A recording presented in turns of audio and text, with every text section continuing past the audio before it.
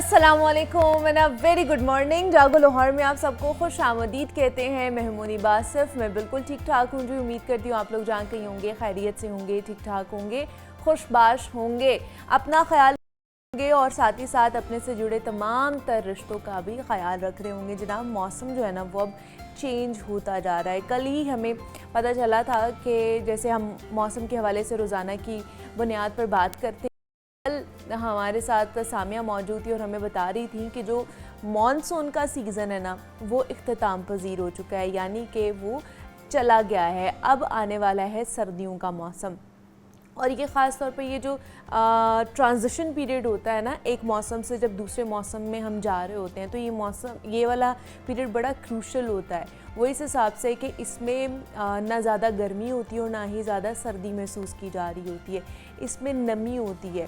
तो आजकल के मौसम में आपको पता है एक तो सैलाब की सूरत हाल भी है, दूसरा ये कि जो मूज़ी अमराज हैं वो भी बढ़ते जा रहे हैं और जो वायरल इन्फेक्शंस हैं ना वो भी बढ़ते जा रहे हैं। डेंगू भी जो है ना वो सर उठाना शुरू हो गया है जैसे ही मौसम तब्दील हो रहा है। बारिशें हुई थी, उसके बाद पानी खड़ा हो जाता है, सैलाब आया, उसके बाद उसकी तबाहकारियाँ शुरू हुई। वहाँ पर तो इसके केसेस बहुत ज़्यादा पाए जा रहे हैं जिसमें सैलाब ज़दा इलाके हैं जो मुतासर हुए हैं, क्योंकि वहाँ पर पानी की निकास अच्छे तरीके से या जल्द नहीं हो पाया, तो वहाँ पर लोगों की सूरत हाल बहुत ही बुरी है वायरल इन्फेक्शंस की वजह से। अब बताया जा रहा है इवन दो कि लाहौर में भी ये चीज़ बहुत ज़्यादा सर उठाती जा रही है। डेंगू के केसेस, वायरल इन्फेक्शंस, लोग बुखार का शिकार हो रहे हैं, फ्लू, गला ख़राब, ये चीज़ें हैं।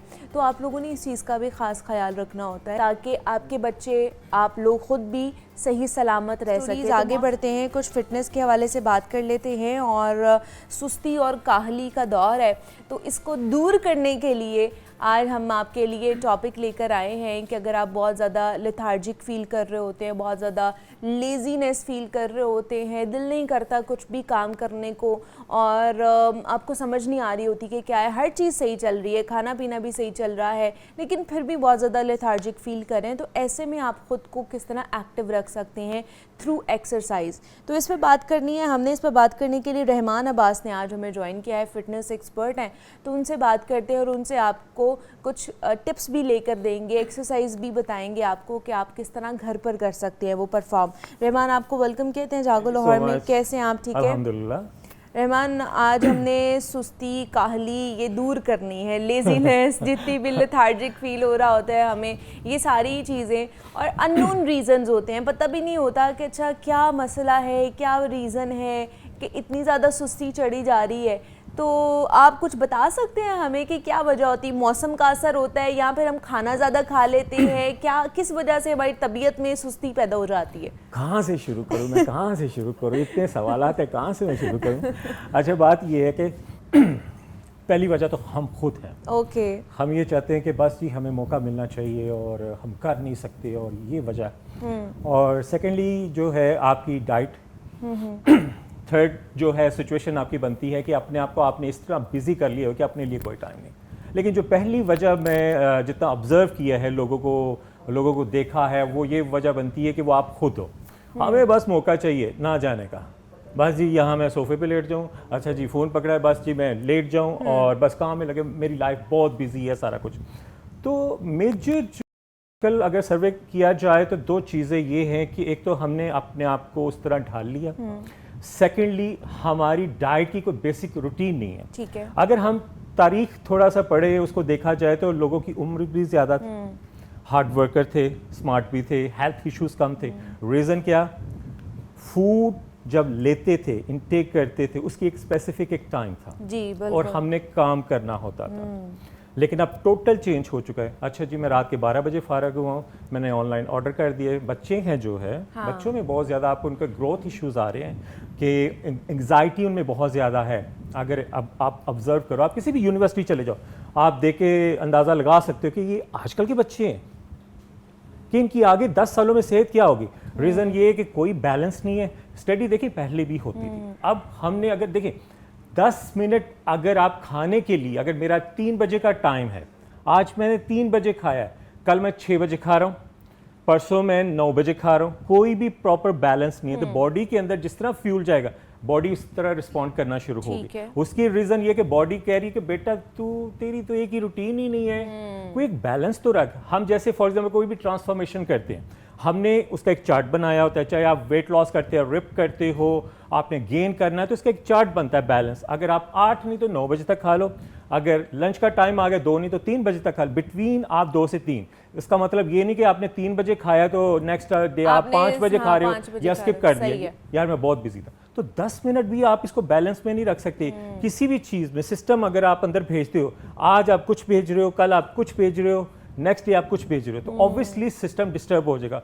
जब आप डिस्टर्ब होते हैं तो मेंटली भी आप डिस्टर्ब होते हैं, स्लीपिंग डिसऑर्डर बनते हैं, एंजाइटी बनती है। कोई भी आप प्रोफेशनली काम कर रहे हो तो आपकी लाइफ में वो नेगेटिव इम्पैक्ट पड़ता है। फिर आप कहते हो पता नहीं मेरी ज़िंदगी को क्या हो गया, या मेरी लाइफ आगे जा रही है, या मैं बहुत ज़्यादा बिजी हो गया हूँ। तो ये बेसिक जो हमारी लाइफस्टाइल है इसको चेंज करना पड़ेगा, तो चीज़ें ऑटोमेटिकली लाइन अप हो जाएगी। अच्छा ठीक है, एक तो चले एक्सरसाइज भी है ना, दूसरा ऐसी कोई सुपर फूड्स भी हैं जो हमें एक्टिव बनाते हैं। यूजुअली हमारा कहा जाता है कि अच्छा बहुत ज़्यादा सुस्ती हो रही है या बहुत ज़्यादा नींद आ रही है ना, तो चाय पी लो या फिर कैफीन पी लो या कॉफ़ी पी लो, तो उससे आप जो एक्टिव हो जाओगे ज़्यादा। ऐसा है वैसे? देखिए, पहला जो आपने क्या नाम लिया, चाय। चाय लोग एक कप नहीं पीते। कभी मैं लोगों से मिलता हूँ तो वो कहते हैं अच्छा रिमान भाई कितना, मैंने कहा कभी दिल करे तो हाफ कप मैं टेस्ट कर लेता हूँ, वो भी विदाउट शुगर। नहीं जी, हमारे तो 6 कप बनते हैं, मैं जहाँ जाता हूँ तो वो चाय पिलाते हैं तो मैं रह नहीं सकता। तो ऑब्वियसली एक चीज़ को आपने जब तक बैलेंस के साथ लेकर नहीं चलना, बाकी जो 2 चीज़ें हैं उसको भी आपने बैलेंस के साथ लेकर चलना। जैसे फॉर एग्जाम्पल मुझे कॉफ़ी सूट करती है, इसका मतलब ये नहीं कि धड़ाधड़ आप काफ़ी पिए जा रहे हो। तो आपकी रूटीन क्या है, आपने उसको बर्न नहीं करना। आपके अंदर जो गया है वो कैफीन कहाँ लेके जानी है, उसको आपने यूटिलाइज तो करना है ना, चाहे वो ग्रीन टी है। तो इसी चीज़ों को आपने अगर 2 सर्विंग भी आप डिवाइड कर दो, अगर ग्रीन टी है तो उसकी भी आप 2 सर्विंग आप रखो। तो इसी चीज़ों को आपने लेके चलना है। तो आप इस तरह नहीं कि मैं इधर आज ऑफिस में गया हूँ, उधर भी पी लिया है मैंने, शाम को रात को पता चले जी 4 मैंने कप पी लिए, तो वो तो दिमाग की तो बैंड बजाएंगे। तो वो कैफीन क्या होगा, स्लीपिंग डिसऑर्डर, आप बूस्ट अप रहोगे, ब्लड सर्कुलेशन रहेगा, फिर आपकी सोचें चलना शुरू हो जाएगी। वो कहेंगे पता नहीं यार मेरा रात को दिमाग बहुत चलता है। तो रीज़न ये कि चीज़ों को बैलेंस के साथ लेकर किसी भी चीज़ की ज्यादती आप वो आपके लिए एक्स्ट्रा खाओगे तो वो नुकसान नुकसान दे, चाहे मैं हूँ प्रोफेशनली, किसी भी चाहे चीज की अननोन कमी भी पर्सन। और ज्यादती भी दोनों ही आपके लिए Exactly. नुकसानदेह जो है ना वो साबित हो सकती है। तो आइए फिर हम साथ साथ एक्सरसाइज भी कर लें और लोगों को बता भी दें कि किस तरह उन्होंने घर पे करना है एक्टिव रहने के लिए। Okay, ready? फोन जरा छोड़ दे, फोकस मेरी तरफ आपने करना है, ये नहीं कि साथ साथ फोन भी चल रहे हैं। आपको आज डिटॉक्स वाटर बताऊंगा, जो आपको लिवर को एक्टिवेट करेंगे, फासद मादे सेपरेट फेंकेंगे और विटामिन और मिनरल्स और वेट लॉस भी करेंगे। सबसे जो ज़रूरी है आपने फोकस ये करना है कि आपका स्केड्यूल उसको लाइन अप करना है। डिटॉक्स पहले बताऊं, ट्रेनिंग कर जी डिटॉक्स पहले बता दें, ज़्यादा अच्छा। ओके, आपने क्या करना है, 2 T pack green tea pack वो आपने पानी में लाइट से बॉईल कर लेने। ठीक है। उस पानी को आपने फ्रिज में स्टोर कर लेना। ओके। उसमें आपने 2 से 3 लेमन स्लाइस डाल देने। आफ्टर 2 आवर्स उस पानी को आपने पीना है, ठंडा करके। हाँ, नॉर्मल करके, बहुत ज्यादा ठंडा करके, ठीक एक नॉर्मल टेम्परेचर में कि अच्छा हो जाए। ओके। वो आपके लिवर को क्लीन करेगा। लिवर क्लीन होगा तो आपका सिस्टम एक्टिवेट होना शुरू हो जाएगा।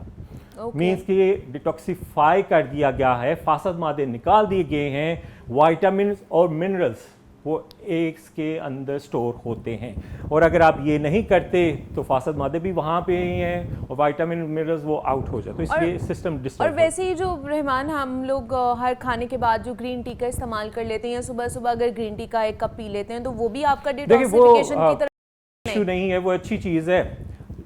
लेकिन लोग क्या करते हैं, मेजॉरिटी ड्रिंक्स चल रहे हैं। ओके। फोसाद जी, मैं इस ड्रिंक के बगैर मेरा खाना हजम नहीं होता। पहले ही आपने सुना होगा जी, कहवे पिए जाते हैं। अगर आप केपी के साइड पर जाएं तो दूसरी पहाड़ों वाली साइड पर जाएं तो कहवे आपको मिलते हैं, तो अच्छी चीज़ है। आपके मेटाबॉलिज्म, देखिए मेटाबॉलिज्म ही सब कुछ है, सिस्टम चलेगा, सब चीज़ें ठीक है। अगर मेरा मेटाबॉलिज्म खराब होगा तो मेरी भी बॉडी खराब हो जाएगी, तो इसलिए आपका भी अपना ख्याल रखना चाहिए। चलें जी, सुस्ती छोड़ें और फ़ोन को भी थोड़ा सा साइड पे रखें। एक्सरसाइज वो जो आपको एक्टिवेट करे, मसल को एक्टिवेट करे, उसको करना है, ये नहीं कि दो दो टाइम पे फ़ोन इस्तेमाल करना और फिर ट्रेनिंग करनी। ओके जी, लेट्स गो। मैं डायरेक्ट वार्म अप आपको पता है, लेकिन डायरेक्ट मैं ट्रेनिंग से स्टार्ट करता हूँ क्योंकि चीज़ें आपके पास सेफ रहें, साथ आप इसको फॉलो भी कर सकते हैं। ओके, नॉर्मल पोजीशन में आप पाँव पोजीशन थोड़े से वाइड करके मैंने स्टेप राइट एंड लेफ्ट लेके जाने हैं एक्टिवेट करने के लिए। ओके, 1 2 3 4 5। ये स्लो डेमो में कर रहा हूँ, इसको आप स्पीड से करना है।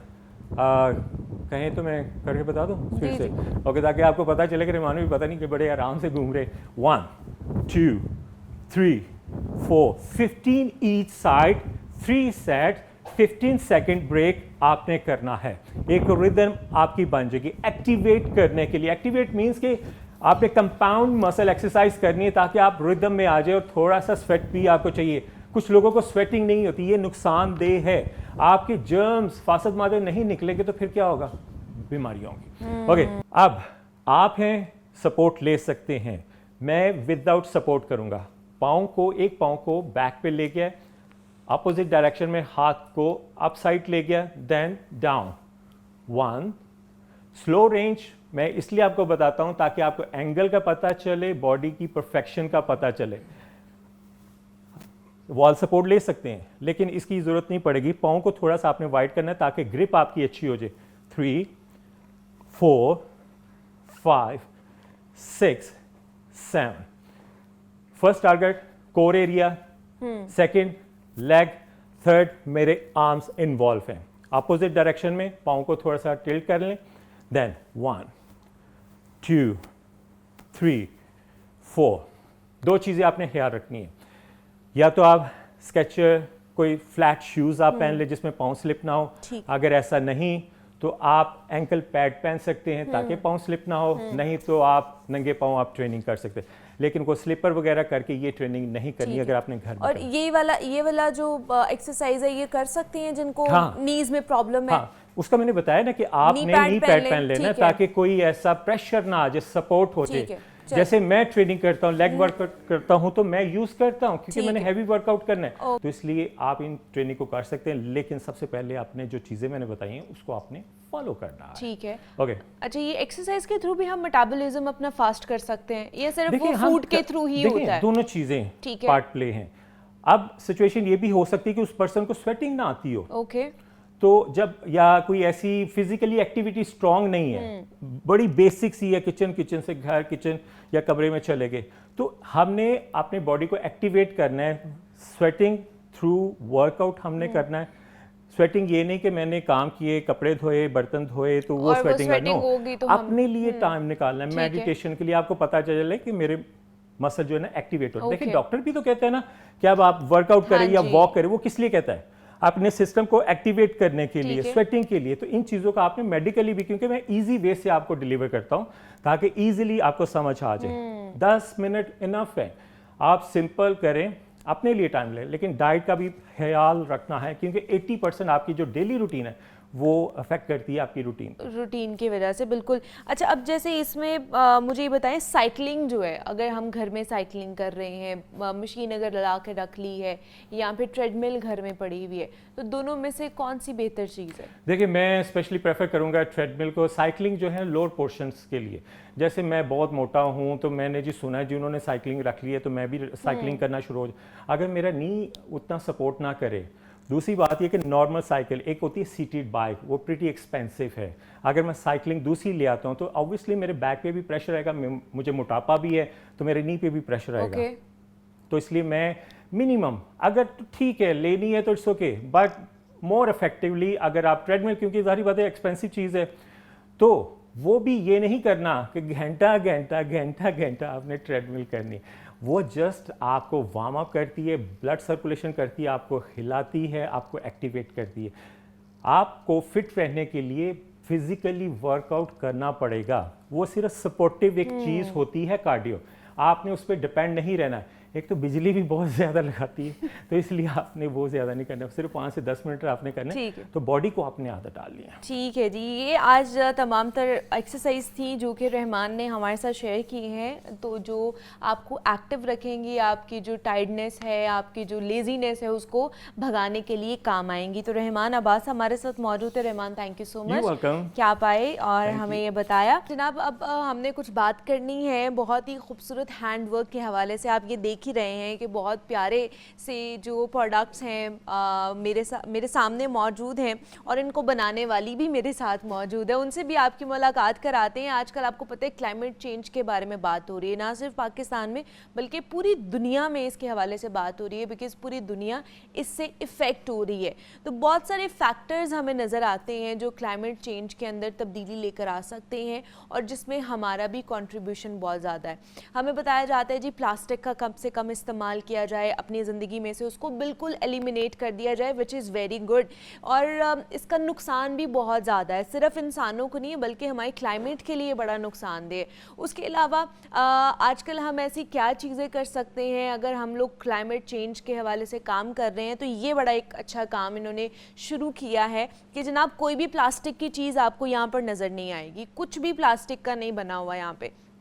तो ये किस तरह बनाती हैं, ये प्रोडक्ट्स किस तरह बन रहे हैं, क्या क्या चीज़ें इसके अंदर यूज़ हो रही हैं, क्लाइमेट चेंज को ये लोग प्रमोट कर रहे हैं, प्लास्टिक के चीज़ों को ये डिसलाइक करते हैं, और उसके हवाले से हमने आपकी मुलाकात भी करानी है और ये सारी चीज़ें आपको दिखाएंगे भी। तो मिसाल ज़िशान हमारे साथ स्टूडियोज़ में मौजूद हैं, तो उनसे आपकी बात कराते हैं। मिसाल, आपको वेलकम कहते हैं जागो लाहौर में। कैसी हैं आप? ठीक ठाक है? थैंक यू सो मच, बहुत शुक्रिया, मैं बिल्कुल ठीक हूँ। मिसाल, अब ये बड़े खूबसूरत से प्रोडक्ट्स हैं, लेकिन थोड़ा सा अपने मोटो के बारे में बताइए कि कैसे आपने स्टार्ट किया और उसके पीछे क्या आपका मोटो था, गोल था?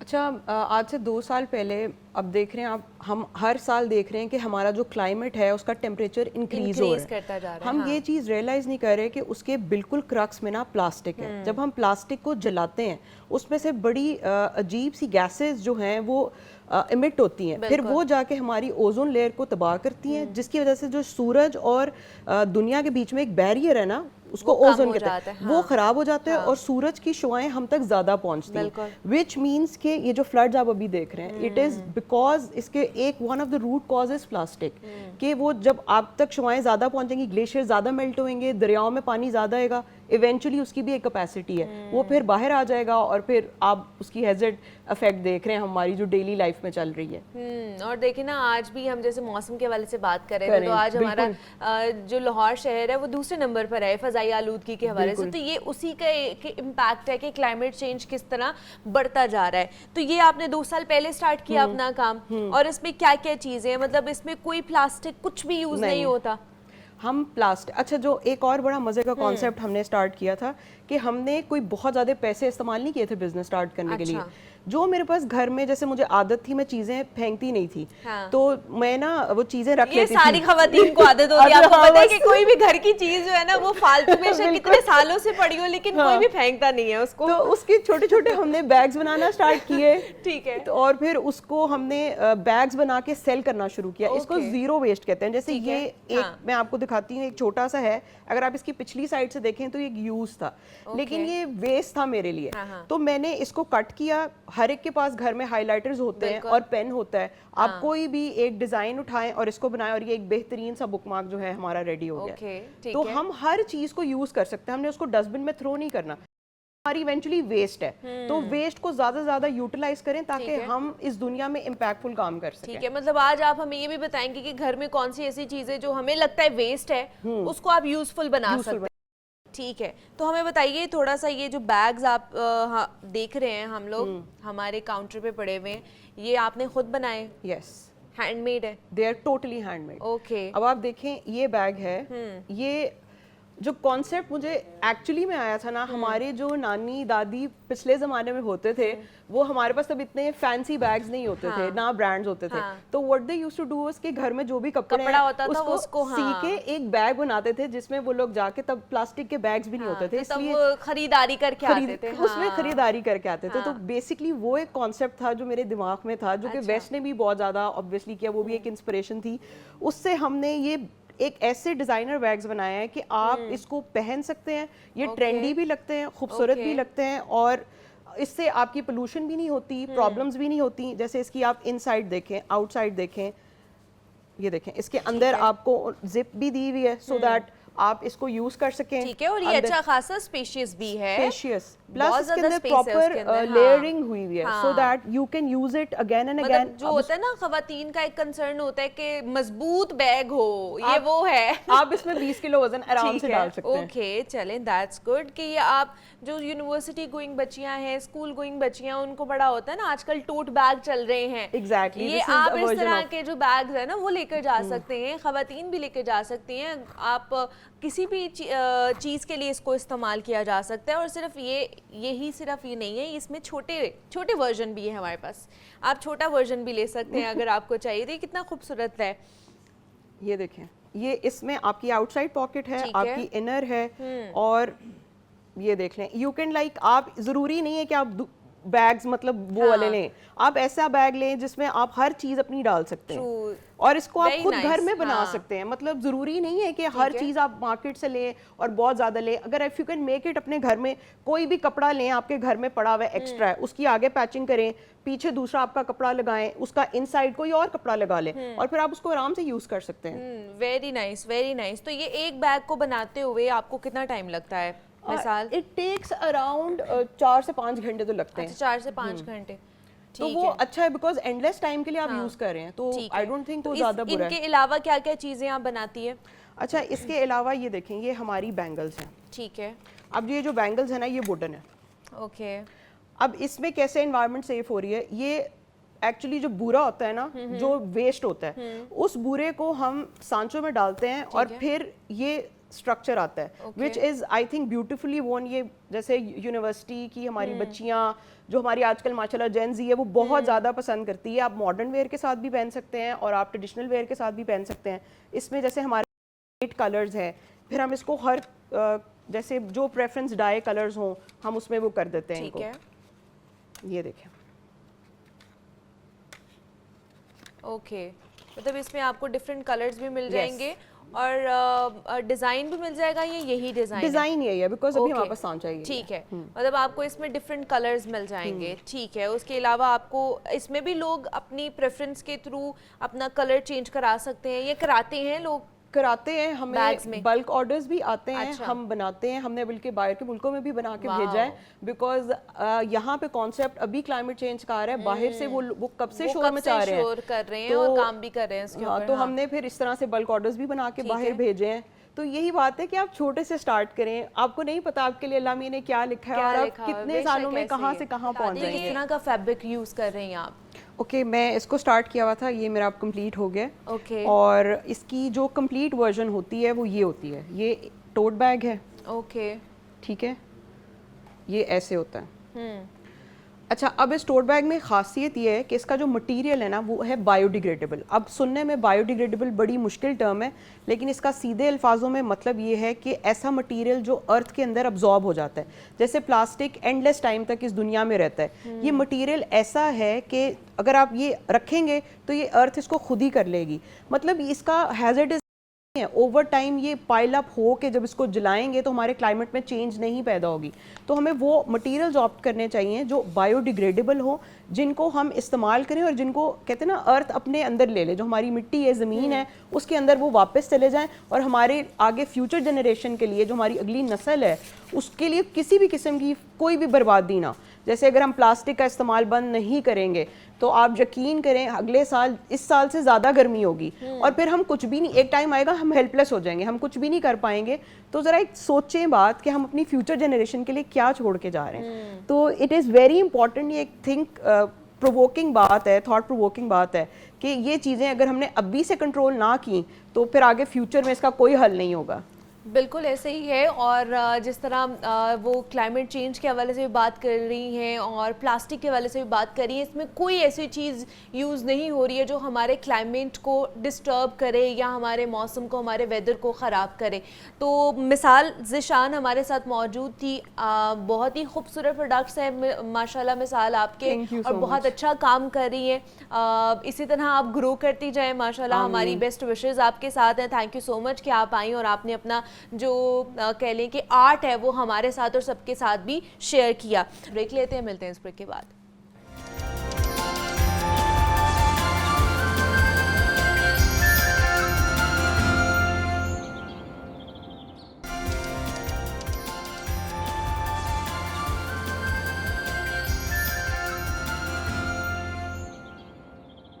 तो अब आगे बढ़ते हैं और जनाब कुछ पंजाब हुकूमत के हवाले से बात कर लेते हैं। पंजाब के सरकारी हस्पतालों के हवाले से अब हमने बात करनी है कि जनाब वहाँ पर इंफ्रास्ट्रक्चर की बात हो रही होती है कि जनाब इंफ्रास्ट्रक्चर ख़राब है, उसके ऊपर काम नहीं किया जा रहा। कभी बताया जा रहा होता है कि जनाब अद्वियात की किल्लत है, वहाँ पर जो बाकी टूल्स यूज़ हो रहे होते हैं उसकी किल्लत है। तो वज़ीर आला पंजाब मरीम नवाज़ शरीफ का ख्वाब है कि पंजाब के जो सरकारी हस्पताल है उनमें बेहतरी आए, जो हम सब चाहते हैं कि अब जो हमारा सेहत का निज़ाम है ना उसमें बहुत हद तक बेहतरी आनी चाहिए। 75 साल हो गए जनाब, अभी भी बेहतरी नहीं आएगी तो फिर कब आएगी? इसके ऊपर हमने बात करनी है और इस पर बात करने के लिए हमारे साथ इस वक्त स्टूडियोज़ में मोहम्मद बिलाल मौजूद हैं, नुमाइंदा लाहौर न्यूज़ हैं। उनसे बात करते हैं। बिलाल, आपको वेलकम कहते हैं जागो लाहौर में। और साथ ही साथ हमें प्रोफेसर जावेद अकरम साहब ने भी ज्वाइन किया है, उनसे भी आपकी मुलाकात कराते हैं। डॉक्टर साहब, आपको भी खुश आमदीद कहते हैं जागो लाहौर में। मैं सबसे पहले तो बिलाल आप ही से थोड़ा सा ओवरव्यू लेना चाहती हूँ, फिर मैं डॉक्टर साहब की तरफ जाऊँगी कि वज़ीर आला पंजाब मरीम नवाज़ शरीफ का ख्वाब है कि पंजाब के हस्पतालों में, ख़ासतौर पर सरकारी हस्पतालों में बेहतरी आ जाए। हम सब चाहते हैं ये, जो हम, अगर मैं भी चाहती हूँ कि मैं भी सरकारी हस्पताल में जाके अपना इलाज करा सकूँ। कोई भी अगर खुदा ना खासा कोई प्रॉब्लम आ जाती है तो मैं वहाँ पे जाके आराम सुकून से इलाज कराऊँ।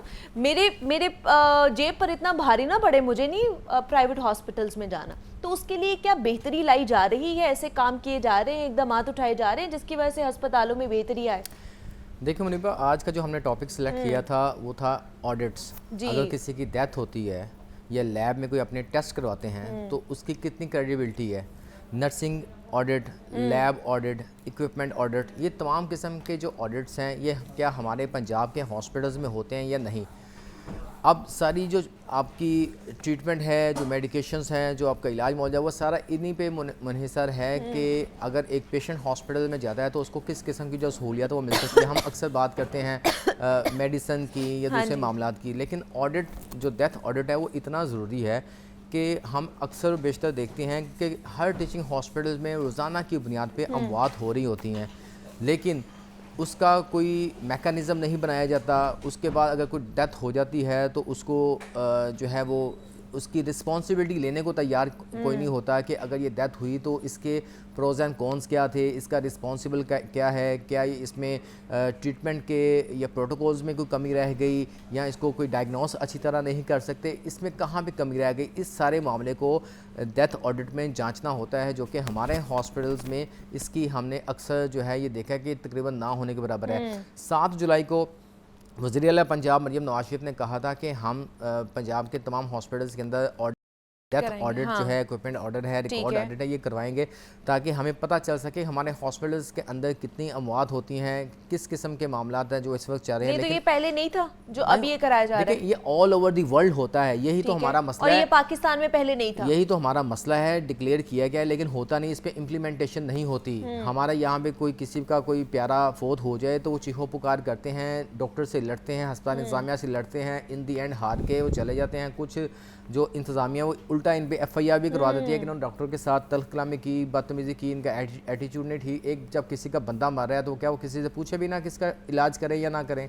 तो इस किस्म की हमारे चूँकि मैं ये देख रहा हूँ कि लोग हैबिचुअल हो चुके हैं, अमवात हो रही है, रूटीन के साथ हो रही है। भाई एक भी जो जान है वो कीमती है, इंतहाई कीमती है, उसका ऑडिट होना चाहिए, पूछ कुछ करनी चाहिए ऑल ओवर दी वर्ल्ड। आपको पता है कि जब एक प्रोफेसर की वार्ड में किसी की डेथ होती है तो उसकी मुकम्मल इन्वेस्टिगेशन की जाती है और उसकी है इसकी ये, हिस्ट्री में हाँ। लिखा जाता है कि भाई ये इस बंदे ने इसकी या इसकी टीम की गफलत की वजह से, नाअहली इतने की लोगों वजह की से जो है ना डेथ हुई है, इसकी डेथ ठीक हुई है। है, तो इसके रिकॉर्ड का हिस्सा बनाया जाए, इनको पूछा जाए। और अच्छा, इन सब करने का मतलब ये नहीं कि आप इनको सजाए मौत दे दें, को पनिश दे दें, लेकिन वो भी हल्की फुल्की होनी चाहिए। लेकिन साथ आइंदा आने वाले जो पेशेंट्स हैं उनके लिए उनका जो है ना, जो टेक केयर बेहतर हो सकती है, उनका इलाज मुआवजा बेहतर ठीक हो है। सकता है। तो इस वजह से ऑडिट हमारे मुल्क में, पंजाब में खासकर ना होने के बराबर हैं, जिनको करने की बहुत अशद चलें, ज़रूरत है। डॉक्टर साहब से इसमें पूछते फिर मैं आपको बताऊंगा कि अभी रिसेंटली लैब में एक वाक़या पेश आया जिसमें 3 साल 4 साल कबल एक्सपायर थी। ब्लड कल्चर वॉइल डबल, हाँ, इसके इसके ऊपर मैं बात करती हूँ कि ये भी एक बड़ा मामला है कि 3 साल से एक्सपायर्ड चीज़ थी और उसको पता ही नहीं था। तो डॉक्टर साहब, ये अस्पताल में डेथ ऑर्डर जो है, ऑडिट कितना ज़रूरी है, क्या लगता है आपको? बहुत शुक्रिया, इंतहाई अहम टॉपिक है, क्योंकि हमारे हॉस्पिटल्स में क्वांटिटी तो है, एक बेड पे 2-2 लेटे हैं, जो 1800 बेड का हॉस्पिटल है, वहाँ 4000 पेशेंट है। जो बच्चों का हॉस्पिटल है जो 2200 होने चाहिए, वहाँ 6000 बच्चे होंगे। तो क्वांटिटी बहुत ज़्यादा है लेकिन क्वालिटी नहीं है। तो क्वालिटी के लिए पूरी दुनिया में एक सिस्टम है, TQM, total quality management system. वो राइजल वक्त होना चाहिए कि उसको एक डिपार्टमेंट होना चाहिए जो क्वालिटी को मॉनिटर करता है, और उसका काम 2 हैं जो बहुत ज़रूरी हैं। जो जिसको आप डेथ ऑडिट कह रहे हैं, वो बेसिकली उसको हम क्लिनिकल ऑडिट कहते हैं कि क्लिनिकल ऑडिट होना चाहिए। उसमें ऑब्वियसली मोर्टेलिटी भी आ जाएगी कि जो डेथ्स होती हैं कितनी हुई, किस वजह से हुई, और दूसरा जो उसका हिस्सा होता है कि जो मॉर्बिडिटी होती है। फॉर एग्जांपल, एक बंदे का अगर पित्ते का ऑपरेशन होता है तो आम तौर पे वो दूसरे दिन घर चला जाता है, लेकिन अगर वो 6 दिन बाद जा रहे हैं बंदे, तो वो एक्सपेंस भी ज़्यादा आ रही है, उनकी प्रॉब्लम भी आ रही है, तो उसको फिक्स किया जा सकता है। और कई ऐसे ऑपरेशन हैं होने ही आउटडोर की बेसिस पे चाहिए, सुबह आएँ 3 घंटे बाद घर चले जाएं, ताकि वो अगर जितनी देर हॉस्पिटल में रहेंगे वो इन्फेक्शन से एक्सपोज्ड रहेंगे। तो इसलिए ये क्लिनिकल ऑडिट बहुत ज़रूरी है और परफॉर्मेंस ऑडिट भी बहुत ज़रूरी है। इतना ही ज़रूरी है जितना आप फाइनेंशियल ऑडिट करते हैं, जो आपके ऑडिटर्स आके जो इंटरनल ऑडिट और एक्सटर्नल ऑडिट आपका होता है। इसको ऐसा नहीं कि नहीं हो सकता। जब मैं जिन्ना हॉस्पिटल का प्रिंसिपल था तो पूरे 4 साल TQM का डिपार्टमेंट फाल रहा। हमारी बच्चियों ने उसको TQM डायरेक्टर थी और हमने क्लिनिकल ऑडिट शुरू किया था और होता रहा। हमारे रास्ते में जो एक चीज़ आती है वो कानून आता है कि हम, जो बिलाल ने कहा कि डेथ हो जाती है और उसका पता नहीं लगता नेग्लिजेंस से हुई है या डिजीज़ से हुई है या नेचुरल है, क्या हुआ है, तो उसको पता लगने के लिए एक बेसिक चीज़ है जो होना बहुत ज़रूरी है, वो पोस्टमार्टम है। पोस्टमार्टम मैंने जितनी भी मेडिसिन सीखी ज़िंदगी में, वो इंग्लैंड और अमेरिका में पोस्टमार्टमों से सीखी। वहाँ हर ऐसी कानून के मुताबिक कोई ऐसी डेथ होती है जो ऑपरेशन के विदिन 48 आवर्स हो जाए, या एक दाखिले के 48 आवर्स में हो जाए, या अननोन हो कि पता नहीं है, कॉज ऑफ डेथ आपका एस्टेब्लिश नहीं हो रहा, तो उसको हम क्लिनिकल पोस्टमार्टम कहते थे। और उसमें जो ट्रीटिंग टीम होती थी वो अटेंड करती थी वो पोस्टमार्टम। उसको समझ लगता था कि यहाँ मेरी गलती हुई है, मैंने ये नाली डाली थी, ये फेफड़े को पंक्चर कर गई, फलानी चीज़। तो इसलिए उससे सीखना सिखाना होता है, और वो मैंने शुरू किया था। तो कानूनी तौर पे मुझे रोक दिया गया कि मैंने रिश्तेदारों की कंसेंट से शुरू किया था कि उनको कानूनी तौर पर आपको रोक दिया गया? मतलब एक अच्छा काम हो रहा है इसलिए कि उसका कानून नहीं बना। तो अब जैसे आप खुद कह रहे हैं कि चीफ मिनिस्टर साहबा बड़ी फाल हैं और वो ख्वाब देख रही हैं कि बड़ा सेहतमंद पंजाब होगा, तो अच्छी चीज़ है कि अगर उस लेवल पे ख्वाब देखा जा रहा है तो नीचे डाउन स्ट्रीम फिर हमें इंफ्रास्ट्रक्चर उसका बनाना ज़रूरी होगा। और ये डिपार्टमेंट एक मैंडेटरी होना चाहिए तमाम हॉस्पिटल्स में, चाहे वो डिस्ट्रिक्ट हैं चाहे कोई है, TQM का डिपार्टमेंट। और TQM के डिपार्टमेंट को विदिन 3 मंथ्स अपना क्लिनिकल ऑडिट कराना है और परफॉर्मेंस ऑडिट कराना है। हमें एक कॉलर हैं डॉक्टर नुमान, उन्होंने कॉल किया लाहौर से। अस्सलाम वालेकुम। जी वालेकुम सलाम। जी कैसे हैं डॉक्टर साहब? ठीक है जी, I am very well, thank you very much. जी मैं आपको थोड़ी सी, ये मैं एड्रेस कर रहा हूँ चीफ मिनिस्टर पंजाब को। जी this is a very clear message. ये बिल्कुल गलत इन्फॉर्मेशन इम्पार्ट की जा रही है। ऑडिट जो होता है दैट इज अ सब्जेक्ट जो कि पोस्ट ग्रेजुएट ट्रेनिंग में टीच किया जाता है। इट इज नॉट कि कोई आप बैंक से हायर करते हैं या PQMG से कोई ऑडिटर्स आते हैं। ऑडिट, मेडिकल ऑडिट जो है वो एक well known training, part of training है, पोस्ट ग्रेजुएट ट्रेनिंग का। मेरी बात समझ रही हैं आप? जब आप FRCS कर रहे होते हैं या अमेरिकन बोर्ड कर रहे होते हैं या MRCP कर रहे होते हैं, वो उसका हिस्सा होता है, और आप इम्तिहान नहीं दे सकते जब तक एज अ ट्रेनी आप कम से कम 2 ऑडिट ना करें। और ये डॉक्टर साहब जानते होंगे अच्छी तरह, ये भी इंग्लैंड में रहे हुए हैं। सो हमारे तो एजुकेशनल डेफिशिएंसी है college of physician and surgeon के लेवल के ऊपर, जहाँ प्रॉपर ट्रेनिंग भी नहीं हो रही, ना वो पढ़ाने वाले हैं ना सीखने वाले हैं। वो सीखने वालों को क्या कसूर है, इनके पास तो है ही कोई नहीं ट्रेनिंग डिपार्टमेंट वहाँ पे जो क्वालिटी की एजुकेशन दे हमारे अंडर पोस्ट ग्रेजुएट ट्रेनीज को। सो एक बात तो ये, आप कभी भी इंश्योर नहीं कर सकते ऑडिट हमारे अस्पतालों में, क्योंकि आपके पास पोस्ट ग्रेजुएट ट्रेनिंग का ये हिस्सा ही नहीं है। ठीक है, मुझे प्लीज करेक्ट कर दें अगर मैं गलत हूँ, मेरा नंबर आपके पास है। I am ready to come on your show and describe this whole thing जो यहाँ पर हो रही है। ये मिसगाइड कर रहे हैं चीफ मिनिस्टर को, ये कोई बाहर से आदमी नहीं आएंगे, और यहाँ कभी ऑडिट नहीं हुआ पाकिस्तान में, किसी अस्पताल में, किसी यूनिवर्सिटी में ऑडिट इज अननोन। दूसरी बात, बेटा मेरी बात सुने, गौर से सुने, मैं दिल से बात कर रहा हूँ। नंबर 2, फार्मेसी जो है और फार्मासिस्ट जो है वो तो एक रिटेल बिजनेस है। ये साबिक हेल्थ मिनिस्टर बैठे हुए हैं, इन्होंने क्या किया, ये तो आप दवाई जैसे आलू खरीदने जाते हैं उस तरह सब्जियां खरीदने जाते हैं। फार्मासिस्ट जो है वो एक डॉक्टर के मुताबिक प्रोफेशन है। It is a very very regulated profession. हमारे यहाँ तो यहाँ ना कोई लाइसेंसिंग का निज़ाम है, ना कोई पोस्ट ग्रेजुएट कॉलेजेस हैं जो कि उनको मॉनिटर करें, ना कोई लेजिस्लेशन है। ये कॉकलियर इम्प्लांट्स हो रहे हैं यहाँ पर, that is a complete waste of money. वो लोग कर रहे हैं जिनकी ट्रेनिंग ही नहीं है वो कॉकलियर इम्प्लांट्स करने की। ये बेचारी चीफ मिनिस्टर को जो इन्फॉर्मेशन दी जाती है वो बेचारी इसके ऊपर काम कर लेती है, but she is being fed with wrong information. आप मुझे बुलाएं अपने प्रोग्राम में, you got my number, I will explain the whole thing in the detail. जरूर जरूर, thank you so much doctor Numan, आपने हमें कॉल की है। क्या कहेंगे डॉक्टर साहब इसके ऊपर? देखें, कुछ चीज़ें वो सही कह रहे हैं, लेकिन मसला ये है कि देखें क्लिनिकल एडिट करने के लिए आपको डॉक्टर होना ज़रूरी नहीं है, वो प्रोफेशनल्स होते हैं। वो फार्मासिस्ट भी हो सकता है जिसका इंटरेस्ट है, लेकिन उसकी पूरी ट्रेनिंग है, और जैसे मैंने कहा 4 साल होता रहा है, PKLI में अभी भी हो रहा है। ठीक है, वो भी गवर्नमेंट हॉस्पिटल ही है।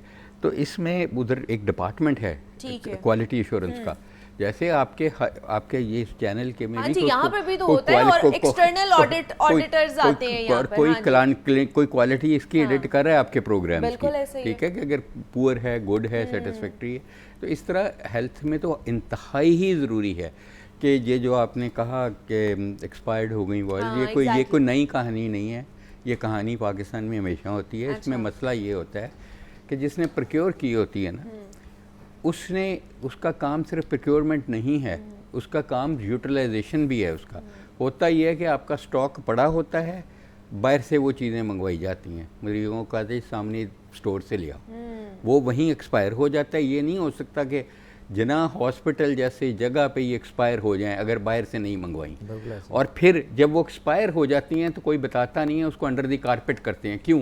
कि उन पर एडिट पैरा बन जाएगा कि एक्सपायर क्यों हुई है, इसको तो कंपनी ने वापस देनी चाहिए थी आपको, आपने बर वक्त कंपनी को क्यों नहीं वापस की? और कंपनी भी उस वक्त यही करती है कि इसको वापस ना ले, क्योंकि उसने उसको डिस्ट्रॉय करना पड़ेगा ना अकॉर्डिंग टू द लॉ। तो अब जिस तरह भी ये मंजर आम पे आई, बिलाल इसको लाया, बड़ी अच्छी चीज़ है। अब ये इस पर एडिट पैराज बनेंगे, रिकवरीज होंगी उन लोगों से जिन्होंने प्रोक्योर करके इनको यूटिलाइज नहीं किया टाइम पे, ठीक है ना, कानून के मुताबिक। तो इसलिए ये अगर आपका सिस्टम बनेगा, HMIS होगा, हॉस्पिटल मैनेजमेंट इंफॉर्मेशन सिस्टम फाल होगा, ऑटोमेटिक आपको alerts head of the hospital MS को, आपके चीफ एग्जेक्टिव जो प्रिंसिपल साहबा हैं उनको एक अलर्ट जाएगा, एक SMS जाएगी कि ये चीज़ अब 6 महीने की एक्सपायरी रह गई है, तो आप इसको वापस कर दें, उसको रिप्लेस कराएं जो सप्लायर है। ये आप कानून के मुताबिक, आपका कॉन्ट्रैक्ट के मुताबिक करा सकते हैं। अब जितनी भी इसकी एक तो मरीज़ों का जो टेस्ट हुए वो गलत हुए, जाहिर है कल्चर जो पॉजिटिव आने चाहिए थे वो नहीं आए, वो सबसे बड़ा नुकसान हुआ है। तो जो मॉनेटरी नुकसान हुआ है वो अलहदा नुकसान है कि अब इनको डिस्ट्रॉय करना पड़ेगा। तो इसलिए ये अनफॉर्चुनेट चीज़ है, लेकिन मैं समझता हूँ कि हर हॉस्पिटल में ऑडिट्स के लिए एक TQM बनना चाहिए, टोटल क्वालिटी मैनेजमेंट सिस्टम, जिसमें प्रोक्योरमेंट भी होती है, स्टोरेज भी होता है, यूटिलाइजेशन भी होती है। मैं कह रहा हूँ कि अगर आप उस पर महीने का 10 लाख लगाएंगे सपोज तनख्वाहों में और उनके जो भी पर्क्स में, तो आप कम से कम 2 करोड़ रुपया बचाएंगे उस हॉस्पिटल का। मैं आपको बता रहा हूँ, जो इन्फेक्शन होती है, ठीक है, अपेंडिक्स कराने मरीज़ आता है या हर्निया कराने आता है, उसको शाम को घर चले जाना चाहिए। वो इन्फेक्शन की वजह से 2 हफ्ते रहता है, तो आपकी कॉस्ट कहाँ चली जाती है। भाई इसमें एक इशू ये भी है कि हमारे जो प्रोफेसर्स हैं, हेड ऑफ डिपार्टमेंट, उनकी कंसल्टेशन, उनका फोकस बड़ा अपने डिपार्टमेंट पे कम होता है। ये तो टाइमली वो आते नहीं, पूरा टाइम अपना स्पेंड नहीं करते हैं, आते हैं चाय शाय पी के गपशप लगा के वापस चले जाते हैं। ये एक बड़ा फैक्टर है। अच्छा। ये पैथोलॉजी लैब है जिधर से ये निकली, वहीं पे का ये आलम था कि कोई पूछने वाला ही नहीं था। जब एक बंदा 4 साल से लेबॉर्ट्री के अंदर काम कर रहा है तो कोई पूछने वाला नहीं है। CCTV कैमरे अगर थे तो किधर गए, क्यों किसी ने नहीं देखा। अब जो इंक्वायरी कमेटी बनी है वो आपको पता है, वो अंदर के सारे बंदे होते हैं, तो कितनी वो शफाफियत आएगी ये आपको पता, मुझे भी पता है। लेकिन होना ये चाहिए कि अगर हम यहाँ पे बैठ कर सिर्फ ये बात करें कि ब्लड कल्चर वायल 3 साल 4 साल की एक्सपायर की लोगों को दी जा रही थी, तो लेकिन ये उनको इफेक्ट पड़ेगा जिनके पेशेंट ऑन्कोलॉजी डिपार्टमेंट में थे या ICU में थे, या मतलब छोटे बच्चे थे या जिनको इन्फेक्शन हुई थी, सारी कैसे होएगा? तो वो अगर मीनवाइल अगर जिनकी डेथ हुई होंगी तो किस वजह से हुई होंगी, इनको कौन सी एंटीबॉडी लगी होंगी।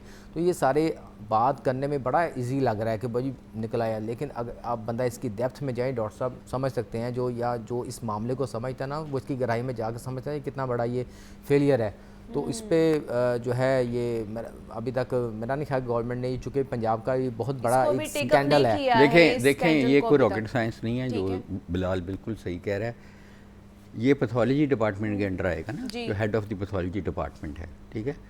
और ये भी इसने बिल्कुल सही कहा कि उधर एक एब्सटेंटिज़म है हर जगह पे सरकार में, ठीक है। क्योंकि प्राइवेट हॉस्पिटल्स हैं, कॉन्फ्लिक्ट ऑफ इंटरेस्ट है कि उन्होंने घड़ियाँ देख रहे होते हैं कि कब हम अपने प्राइवेट घर नहीं जाएं, प्राइवेट हॉस्पिटल जाएं और वहाँ ऑपरेशन करें या जो भी करें। इसको क्या हल, क्या हल? जो हेड ऑफ द इंस्टीट्यूट है, जो प्रिंसिपल है, मैं भी रहा हूँ, मैं पाँच जगह पे प्रिंसिपल वाइस चांसलर रहा हूँ, इन पिम्स का रहा हूँ, पूरा जहाज़ है। तो अगर मैं जाऊँगा ना खुद टाइम पे और ख़ुद हॉस्पिटल जाके अपना राउंड करूँगा, तो नीचे स्ट्रीम डाउन स्ट्रीम अगर आप नहीं जाएंगे, मैं रात को ऑन रिकॉर्ड कह रहा हूँ, आप जिस हॉस्पिटल का मैं हेड रहा हूँ, मैंने रात को इसको भी पता है कि चाहे 9 बजे चाहे 11 बजे मैं राउंड ज़रूर करता था। मुझे लोग कहते हैं कि क्या फ़र्क पड़ेगा, मैं क्या इससे पूरा एक बदल जाएगा। मुझे देखी मुझे अपने प्रोफेसरों को कहना नहीं था पड़ता, उन्होंने भी शुरू कर दिया। टाइमिंग जो है ना वो आ जाते हैं टाइम के ऊपर, तो it's a top down approach. Exactly कि ये आपका हेड क्या कर रहा है उसके अकॉर्डिंगली बाकी जो लोग हैं ना वो खुद ब खुद चीज़ें होना शुरू हो जाती है। चलिए, वज़ीर आला पंजाब मरीम नवाज़ ने एक अच्छा इनिशिएटिव लिया तो है कि ऑडिट जो है ना अब हर चीज़ का हुआ करेगा, उसके समरात क्या उसके बाद आते हैं उसके ऊपर दोबारा से हम बात करेंगे। लेकिन आज के लिए बिलाल हमारे साथ मौजूद है, प्रोफेसर जावेद अकरम साहब ने हमें ज्वाइन किया था, बहुत शुक्रिया आप दोनों का, थैंक यू, आप लोग आए। ब्रेक लेते हैं, मिलते हैं इस ब्रेक के बाद।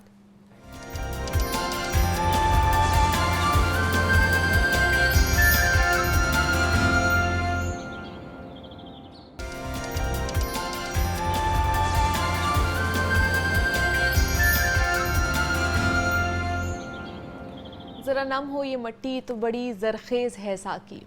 पाकिस्तान के नामवर नौजवान किक बॉक्सर आगा कलीम ने आज़रबाईजान में अपनी शानदार फतह से पाकिस्तान का नाम पूरी दुनिया में रोशन कर दिया। किक फाइटर आगा कलीम ने आज़रबाईजान के अब्दुल रहमान रऊफ़ को मात देकर अपनी चौथी फाइट जीतकर पाकिस्तान का परचम एक बार फिर बुलंद कर दिया और 58 किलोग्राम कैटेगरी में मुकाबला करते हुए किक फाइटर आगा कलीम ने सनसनीखेज स्ट्राइक का मुजाहिरा करते हुए अपने हरीफ को एक तो शिकस्त देकर पाकिस्तान का नाम फ़ख्र से बुलंद किया, और दूसरा इस फाइट में पाकिस्तान, तुर्की, जॉर्जिया, आज़रबाईजान समेत मुतअद्दिद ममालिक के तकरीबन 50 प्लेयर्स ने हिस्सा लिया था, जिसमें से आगा कलीम ने जीत जो है वो अपने नाम की है। तो इस फ़ाइट के हवाले से बात करेंगे मज़ीद, आगा आगे किस फ़ाइट के लिए जो है ना वो तैयारी कर रहे हैं और आगे के क्या प्लान्स हैं उनके ऊपर भी बात करनी है। हमें आगा कलीम ने ही ज्वाइन किया है तो उनसे आपकी मुलाकात कराते हैं। आगा, आपको वेलकम कहते हैं जागो लाहौर में, कैसे हैं आप? ठीक ठाक हैं? Thank you so much. अल्हम्दुलिल्लाह, मैं इस वक्त अज़रबैजान बाकू में हूँ। 2 दिन पहले यहाँ पर मेरी फाइट थी अगेंस्ट अज़रबैजान अब्दुल रऊफ नवाब, और उनके खिलाफ अल्हम्दुलिल्लाह मैंने 58 किलोग्राम में फाइट की। और ये फाइट बिल्कुल मेरे लिए पॉसिबल नहीं थी क्योंकि ये फाइट कैंसिल थी, क्योंकि मेरे पास स्पॉन्सरशिप नहीं था। तो मैं जब लाहौर आया, मेरी मुलाकात हुई एक ट्रीट ग्लोबल कॉर्पोरेशन कंपनी के साथ। उनके जो सीईओ है सर शहरियार अली साहब और उनकी जो पूरी टीम है, उनसे मेरी मुलाकात हुई। तो उन्होंने मुझे कहा कि भाई क्या आपका मेंस इवेंट है? तो मैंने कहा सर मेरे 4 दिन बाद एक इवेंट है बाकू में। तो सर ने कहा तो आपने अप्लाई किया? मैंने कहा नहीं। बोला क्यों? मैंने कहा सर मेरे पास टिकट नहीं है कि मैं जा सकूँ, वीज़ा नहीं है। सर ने कहा वीज़ा कब देंगे? मैंने कहा सर वीज़ा 2 तकरीबन 3 दिन में लग जाएगा, 3 घंटों में लग जाएगा। तो सर ने ऑन द स्पॉट मुझे वीज़ा करवा के दिया और टिकट करवा के दी, फाइट फीस दी सर शहरियार अली साहब ने, उनकी टीम ने, और मुझे बाकू भिजवाया। उनसे मैंने वादा किया सर आप मुझे भिजवाए, मैं आपसे वादा करता हूँ अल्हम्दुलिल्लाह मैं वहाँ जाऊँगा, अपनी फाइट विन करूँगा। तब मैं यहाँ पहुँचा उनकी मदद से और अल्हम्दुलिल्लाह मैंने अपनी यहाँ फाइट की थी, अपने ओपोनेंट को अल्हम्दुलिल्लाह पहले राउंड में नॉकआउट किया और ये अल्हम्दुलिल्लाह मैंने अपनी चौथी प्रोफेशनल फाइट अल्हम्दुलिल्लाह विन की। और ये फाइट अल्हम्दुलिल्लाह मैंने अपने जो कंपनी है ग्लोबल ट्रेड कॉर्पोरेशन के नाम की, जिन्होंने मेरे इम्पॉसिबल इवेंट को पॉसिबल बनाया अल्हम्दुलिल्लाह से। चले माशाल्लाह आगा, बड़ा अच्छा रहे ये आपका सफ़र रहा है और कॉन्ग्रेचुलेशंस कि आपने ये फ़ाइट अपने नाम की है, पाकिस्तान का जो परचम है वो आपने बुलंद किया है। इससे पहले भी इसी साल के आगाज़ में आपने एक और फ़ाइट अपने नाम की थी, बल्कि एक रिकॉर्ड बनाया था कि world professional kick boxing championship ने आपने आज़रबाईजान का वो भी प्लेयर था जो आपके मद्दे मुकाबिल था, उसको आपने सिर्फ 15 सेकेंड्स के अंदर ही नॉकआउट कर दिया था और एक मुनफरिद के रिकॉर्ड कायम किया है। तो उसके हवाले से भी थोड़ा सा हमारे देखने वालों को बताइएगा। जी बिल्कुल, इससे पहले 4-5 महीने पहले मेरी फाइट थी, वो कज़ाक में थी। अल्हम्दुलिल्लाह जो मेरा ओपोनेंट था वो भी अज़रबैजान से था, तो उसको अल्हम्दुलिल्लाह जस्ट मैंने इन 15 सेकंड नॉकआउट किया लगातार। 2 जितनी हमारी और एक नी मारा और अल्हम्दुलिल्लाह उसको नॉकआउट किया। और इससे पहले अल्हम्दुलिल्लाह मैं 2 टाइम वर्ल्ड चैंपियन रहा हूँ वर्ल्ड मुay थाई चैंपियनशिप का। उससे पहले अल्हम्दुलिल्लाह 2 टाइम मैं वर्ल्ड गोल्ड मेडलिस्ट रहा हूँ। उससे पहले अल्हम्दुलिल्लाह 1 टाइम मैं 1 सिल्वर मेडलिस्ट रहा हूँ। उसके अलावा 4 टाइम मैं एशियन चैंपियन हूँ। इसके अलावा 2 टाइम मैं नेशनल चैंपियन हूँ। 10 time all Sindh championship winner हूँ। 10 टाइम ऑल कराची। अल्हम्दुलिल्लाह लातादाद चैंपियनशिप मैंने विन की है और इसके बावजूद हमें गवर्नमेंट की तरफ से कोई सपोर्ट नहीं मिलती। लाहौर आया था एज ए गेस्ट था कि मैं यहाँ पर मेरी फाइट की थोड़ी तैयारी कर रहा था, बाकू आना था मैंने, तो वो तो मैं गेस्ट था। वहाँ पर लोगों ने मुझसे पैसे लिए उस कमरे के। तो आप यहाँ से नजर लगाए, जब आपको पाकिस्तान स्पोर्ट बोर्ड में रिहाइश के लिए आपसे पैसे मांगे जाए तो फिर आप और क्या उम्मीद लगा के रखोगे? हमें वो गवर्नमेंट ऑन करे, सपोर्ट करे, तो इंशाअल्लाह ताला इस तरह के बहुत सारे टाइटल आपको पाकिस्तान के नाम में कर सकता हूँ। चलें जी, बहुत शुक्रिया आगा कलीम हमारे साथ किक फाइटर हैं। उन्होंने हमें ज्वाइन किया था और रिसेंटली ही उन्होंने इस वक्त भी वो बाकू में मौजूद हैं और उन्होंने वहाँ पर आज़रबाईजान का जो प्लेयर था उसको हरा के जो फ़ाइट है वो अपने नाम की है। तो उनकी जर्नी के हवाले से हम जान रहे थे और वो हमें बता रहे थे। बहुत शुक्रिया आगा आपका कि आपने हमें ज्वाइन किया था। आगे बढ़ते हैं जनाब। दुनिया भर में ना मुख्तलिफ़ अफराद मुख्तलिफ़ चीज़ों से खौफ का शिकार हो सकते हैं और हर इंसान में ना मुख्तलिफ़ किस्म के खौफ पाए जाते हैं। फ़ोबिया यानी खौफ ज़हनी बीमारी है जो इंसान की ज़िंदगी में किसी ख़ास चीज़, किसी गैर मुनासिब सूरत हाल या अमल से शदीद और मुस्तकिल खौफ का सबब बनती है और ऐसे वाक़यात इंसान की पूरी ज़िंदगी को बुरी तरह मुतासर करते हैं, जो इंसान के दिलो दिमाग में हमेशा के लिए बस कर रह जाते हैं, जिसकी वजह से इंसान को एक तो घबराहट के दौरे पड़ते हैं। खौफ या फ़ोबिया किसी इंसान के लिए परेशान कुन नहीं है, लेकिन अगर ये खौफ की सूरत हाल परेशान कुन हो जाए तो यकीनन अलार्मिंग हो सकता है। तो आम तौर पर लोगों में पाए जाने वाले खौफ में एक तो आपको पता है हाइट का खौफ होता है, पानी का खौफ होता है, बहुत से लोगों को मोबाइल फ़ोन ना होने का खौफ होता है, इंजेक्शन लगवाने का खौफ, अमूमन ये ज़्यादा चीज़ें पाई जाती हैं। तो ये सारी चीज़ें तो हमें पता है, लेकिन चंद और दिलचस्प ऐसे फ़ोबियाज़ भी हैं जिनसे मुतल्लिक शाज़ो नाज़िर ही आप लोगों को या हम लोगों ने सुना हो। तो आज हम उन्हीं चीज़ों के बारे में बात करेंगे कि ये फ़ोबियाज़ इंसान की ज़िंदगी को किस तरह मुतासर कर रहे होते हैं और कितनी इकसाम पाई जाती हैं इसकी। तो इस पर बात करने के लिए डॉक्टर अली अजमल ने हमें ज्वाइन किया है, माहिर नफ्सियात हैं, तो उनसे बात करते हैं। डॉक्टर अली आपको वेलकम कहते हैं, कैसे हैं आप? ठीक है, thank you, I am fine. Doctor Ali, phobia का तो चले हमें पता चल गया है कि ये एक अलामत है खौफ की जो आपको किसी भी चीज़ के हवाले से आपके अंदर खौफ मुब्तला कर दे और वो with the passage of time ये बढ़ता जाता है अगर आप ट्रीटमेंट इसका नहीं कराते हैं। लेकिन हमें बताइए कि फ़ोबियाज़ की इकसाम कितनी है? देखिए, जहाँ तक फ़ोबिया की बात है तो इसकी इकसाम को समझने से पहले मैं आपको अगर फ़ोबिया के बारे में बताऊं कि एक्चुअली ये है क्या। फ़ोबिया किसी भी चीज़ से ज़रूरत से ज़्यादा डर है और इतना डर कि आप उस चीज़ को अवॉइड करना शुरू कर देते हैं। अब आपने पूछा इकसाम कितनी है, तो देखें दुनिया में जितनी भी चीज़ें हैं वो सबका फोबिया इंसान को हो सकता है। यानी कि कुछ लोगों को पानी का से डर लगता है, अब कुछ लोगों को ऊंचाई से डर लगता है, हाँ जी। कुछ लोगों को बंद जगहों से डर बंद लगता है। कमरों से, अच्छा, उसके हाँ। बाद फिर ये है कि कुछ लोगों को माशरे के लोगों से मिलने जुलने से भी डर लगता है। जी, इसको हम सोशल फोबिया कहते हैं। कुछ लोगों को बिल्लियों से डर लगता है, कुत्तों से डर, ये भी है। एग्जैक्टली। तो आप देखिए जितनी भी चीजें इस दुनिया में हैं जिससे हमारा आमना सामना हो सकता है या नॉर्मल रूटीन में होता है, वो सब का लोगों को खौफ हो सकता है। लेकिन आम तौर पे जो ज्यादातर खौफ पाए जाते हैं, सबसे ज्यादा आजकल लोगों में सोशल फोबिया पाया जाता है, लोगों से मिलने जुलने का खौफ। अच्छा। उनको लगता है कि लोग मुझे जज करेंगे, मैं ठीक तरह से लोगों से बातचीत नहीं कर सकूंगा, उसकी वजह से वो लोगों से मिलना जुलना ही छोड़ देते ठीक है। हैं। अब उसके बाद फिर अगर देखें पानी का फोबिया, ये भी बड़ा आम है। अच्छा, इसमें लोग नहाना छोड़ देते हैं। अब देखें ना कितनी मुश्किल उनकी लाइफ बन जाती है, पानी को देख के डरना शुरू कर देते हैं और उनमें पसीना आना, कपकपाहट तारी होना, ये हो जाता है। फिर बंद जगहों का जो खौफ है, उसमें आमतौर पर अक्सर आपने देखा होगा कि बहुत सारे लोग हैं जिनको लिफ्ट का इस्तेमाल नहीं करते। और आमतौर पे हमने देखा है कि बहुत सारे लोग जो बसों में, ट्रेनों में सफर करते हैं, वॉमिट करते हैं। अब इसकी भी एक वजह फोबिया भी है और भी इसकी मुख्तलिफ वजूहात भी हैं, लेकिन बहरहाल एक वजह ये भी है। अच्छा, इसमें फिर ना कुछ फोबिया ऐसे होते हैं कि जो कि कल्चर में पाए जाते हैं। आप देखें कि कुत्ते का फोबिया जो है वो हमारा कौमी फोबिया है। अच्छा, अब देखिए ना, हर शख्स डरता नहीं है इससे। आप किसी को जी काट लेगा मुझे, कभी उसको काटा नहीं होता। उसके बाद लेकिन ये है जी कभी किसी को काटा देखा भी नहीं होता। लेकिन फिर भी मैं समझता हूँ कि जो कुत्ते का फोबिया है ये हमारे एक बड़ा कॉमन है, हर दूसरा शख्स डरता है। अच्छा, इस तरह से मैं वायदा में यहाँ से एक और बात बताऊँ, हमें ना कुछ आदत भी होती है, जैसे कि दूसरों के मामले में टांग अड़ाना, ये हमारा जो है ये कौमी मशगला है। ठीक है ना। तो बाय द वे एक और मैं बात आपको यहाँ पे क्लियर करता चलूँ, क्योंकि फोबिया के बाद में आपने मुझसे इलाज का भी पूछना है, तो ये मैं बात आपको बताता चलूं कि दुनिया का कोई भी डॉक्टर उस टांग का इलाज नहीं कर सकता जो दूसरों के मामले में अड़ाई जाती है। तो एनी हाउ जो फोबिया है जी, इसमें कुछ फैक्टर्स होते हैं क्यों किसी को फोबिया होता है, वजूहात क्या है। हाँ। इसमें सबसे पहले देखिए कि अगर तो किसी को कभी भी लाइफ के किसी भी हिस्से में किसी चीज से कोई नुकसान पहुंचा हो, मिसाल के तौर पे अगर कोई शख्स ऊपर से कभी गिर गया हो, उसको हाइट का फोबिया हो सकता है। अच्छा, पानी में बाद किसी ने मजाक करके उसके ऊपर कोई पानी ज्यादा फेंक दिया हो, वो एकदम डर गया हो, उसके बाद उसको वाटर फोबिया जो है वो स्टार्ट हो सकता है। अच्छा, आजकल का एक मॉडर्न फोबिया है, वो कोई क्लिनिकल इशू तो नहीं है, लेकिन बहरहाल मुझे करना पड़ेगी बात उस पर, क्योंकि आजकल माशरे में पाया जाता है। आजकल के नौजवानों को ना दिल टूटने का भी फोबिया है।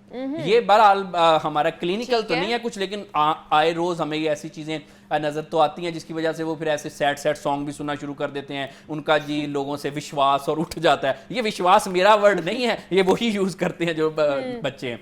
तो उसके बाद वो कहते हैं दुनिया तो है ही ऐसे, ये वो, तो उससे भी बहरहाल फिर ये भी एक फोबिया आजकल जो है वो चल रहा है। फोन का भी तो फोबिया चल रहा है ना, लोग बहुत ज्यादा अपने फोन से दूर भी नहीं रह सकते। अच्छा, फोन दूर हो जाए तो ये भी फोबिया है। ये ना इसको हम कहते हैं फोन फीलिया।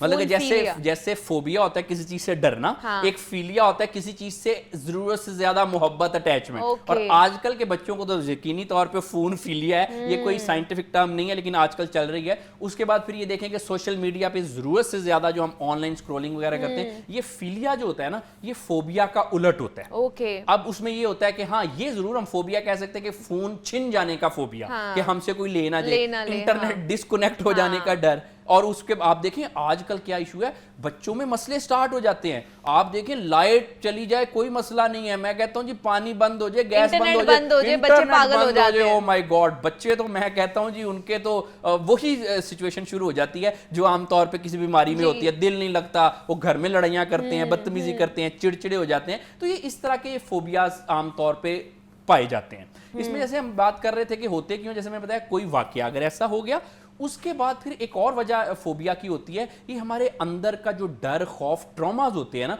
वो अपने आप को किसी दूसरी तरफ डायरेक्ट कर लेते हैं। मसलन के वो कहते हैं ना, आग कहीं और धुआं कहीं और। अब इसमें ये होता है कि कोई अगर किसी को कोई मसले हुए, कोई ट्रॉमा हुआ, कोई इश्यूज हुए, कोई भी लाइफ में कोई बुरे वाकयात हो गए, तो उन वाकयात को हम अपने दिमाग में दबाने के लिए किसी भी ऐसी चीज से डरना शुरू कर देते हैं जो कि उसके पीछे कोई लॉजिक नहीं होता। जितने लोगों को भी फोबिया होता है वो डरते रहते हैं, ये उनके बस में नहीं होता। लेकिन अगर उनसे ये पूछा जाए कि क्या ये जो फोबिया है इसकी कोई हकीकत है, क्या आपको पानी के एक गिलास से डरना चाहिए, क्या आपको ये चेयर जितनी हाइट से डरना चाहिए, तो वो इस चीज को समझते हैं कि नहीं हमें डरना नहीं चाहिए, लेकिन फिर भी ये उनके अंदर बस में नहीं होता। हाँ, क्यों? क्योंकि जैसे मैंने बताया मसले कोई और, ठीक है। आग कहीं और, धुआं कहीं और। Okay. तो ये आहिस्ता आहिस्ता अपने आप को करें, अपने आप को फोर्स ना करें। आमतौर पे लोग जो है ना वो फोबिया का खुद जब ट्रीटमेंट करते हैं तो वो ये करते हैं, अपने आप को लॉजिक देते Force हैं, करना ऐसा ना हो वैसा सही ना है। हो। देखिए ऐसा नहीं होता, इंसान की एक कैपेसिटी होती है, ये आपका है। दिमाग कोई मशीन नहीं है, जब मर्जी इसका बटन दबाया, ऑन कर दिया, ऑफ कर दिया, ये चीजें काउंटर प्रोडक्टिव होती हैं,